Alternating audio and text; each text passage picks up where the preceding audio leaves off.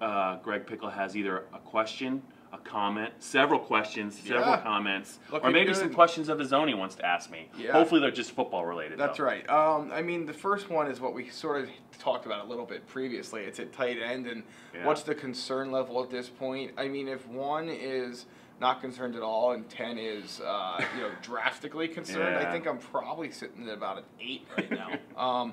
Look, you have 2 guys in Nick Bowers and John Holland that you don't know if they'll be healthy for summer camp, or if they are, how long they'll stay healthy.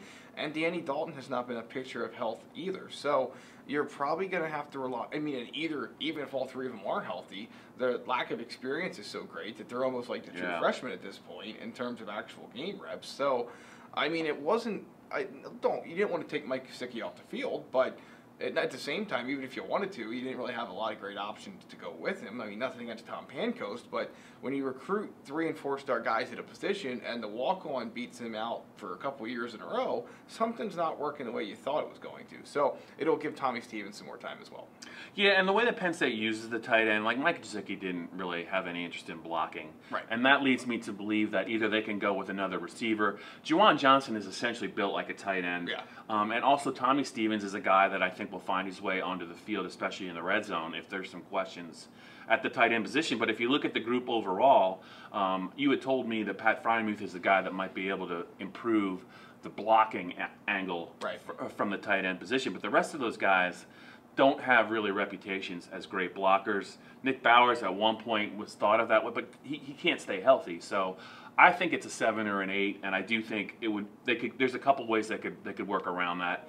They could go with another wideout, instead of a tight end, or they could just use Tommy, I think, more on the field. And I think that's what they're probably going to do. Yeah, I think that when you heard, with talk of Stevens getting a bigger role when he decided to stay at Penn State, there's no question that their health at tight end was certainly in mind. Kevin, he's curious about Slade and how much he'll cut into Sanders' role, carries numbers this season. I feel like it's a harder question to answer than it maybe seems from the surface. Yeah. We know what Ricky Slade can do, but he's not on campus yet. And because some guys can be ready to go. We saw how quickly Saquon got ready to go when he finally showed up. It doesn't have to take long at that position. To me, the question is, I think we know about Miles Sanders at this point, Bob, that he's I don't want to say he's game flow dependent, but I go back to the Fiesta Bowl endlessly, and when he knew he was going to get every other series, it's as comfortable as he ever looked. So if you're going to be bringing him in and out a lot, is that going to hinder his effectiveness? And then with Slade, I mean, he's not the biggest guy in the world. He's an electric fireball player that can change a game in a heartbeat or possession in a heartbeat. But how many times can he get popped by Big Ten players or this early in his career before he really hits the weight plan to get him going? So I think it's interesting, a question. I don't think Sanders is a guy that will carry as much as Barkley. I do think you'll see Slade. I don't know if it's as much as most think, though. Yeah, and also they use Trace as a runner. And the options other than them, I don't know if they're ready with Journey Brown yet. Yeah. I don't know how much more seasoning he might need, or maybe how much bigger he needs to get. Mark Allen is a guy that's been at Penn State. This will be his 5th year. I think James trusts him, but he doesn't seem like a guy that's going to really run between the tackles. He is not a big player. And Jonathan Thomas, I don't know if they've moved him back to linebacker again, but he was another guy that you would hear stories. But somebody's got to have to carry the ball. And my question is, if something happens to Miles Sanders, what happens to the running game? Because they're going to need somebody to carry the ball 12 to 15 times a game. It sounds like it can't really be Slade at this point in his career. So I think the health of Miles Sanders is going to be very important at Penn State this fall. All right, one more. Logan is curious about underrated players that we really like on defense. Anything come to mind?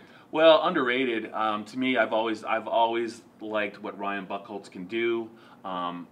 I don't know that Kevin Givens, the 3 techniques, underrated anymore. I just think that he has another level to his game that maybe we're going to see. I'm going to be watching Nick Scott. To me, I think he is a player that can have a season similar to Troy Apke. I think he's athletic enough to do that. I'm not sure about middle linebacker, so I'm just going to take a pass on that. Another one of the players I think that really has a chance to have a big year is Tariq Castro-Fields. I think he is a long corner that even if he doesn't start, because they have John Reed and they have Amani Arawari as the starters, they use a lot of extra corner sets, and I do think if they move Reed in to play slot corner when they go to 5 DBs, I think Tariq Castro-Fields makes a lot of sense outside paired with Amani, and I think he's a player that they really like. Yeah, I agree with you. Nick Scott would be my pick as well. I think that he's a guy that we've heard so much about, and we've seen him be, a guy that plays with some flair and electricity on special teams, but never actually in defense. Bob, it sets up perfectly now for him to slide in and make a big impact as the last line of defense. All right, that's the last Penn State Blitz here on PennLive for the month of May. Yes. When you see us again, it's going to be June, which means we're closer to the start of the season.